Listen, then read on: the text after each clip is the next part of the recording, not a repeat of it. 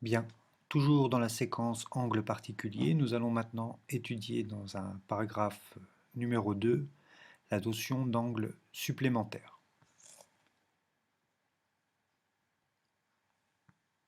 Comme dans le paragraphe grand 1, nous allons étudier les mesures de deux angles. Ici, à nouveau, ils sont nommés BAC pour le premier qui mesure 60 degrés et EDF pour le deuxième qui mesure 62 degrés.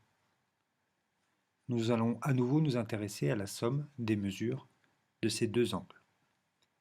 Elle apparaît ici, la somme de leurs mesures est égale à 122 degrés, puisque 60 plus 62 est égal à 122 degrés. Nous pouvons à nouveau modifier les mesures de chacun de ces deux angles.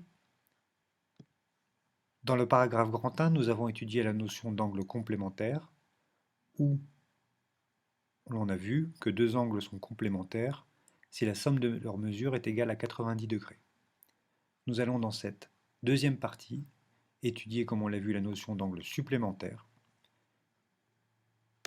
Deux angles sont supplémentaires si la somme de leurs mesures est égale à 180 degrés. C'est ce que nous allons voir, par exemple, ici.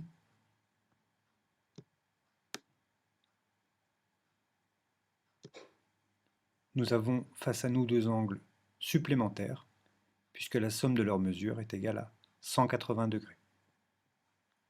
On peut voir un autre exemple apparaître. Je vais par exemple modifier l'autre angle.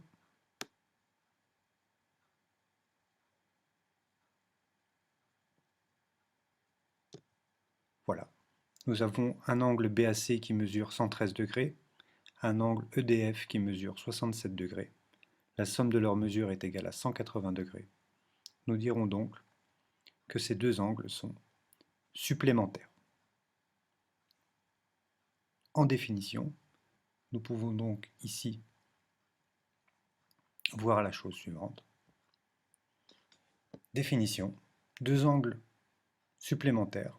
On dit que deux angles sont supplémentaires si la somme de leurs mesures est égale à 180 degrés. Avec en dessous un exemple, comme dans le premier cas. Nous avons un angle BAC qui mesure 77 degrés, un angle EDF qui mesure 103 degrés. La somme de leurs mesures est égale à 180 degrés. On peut donc affirmer que ces deux angles sont supplémentaires.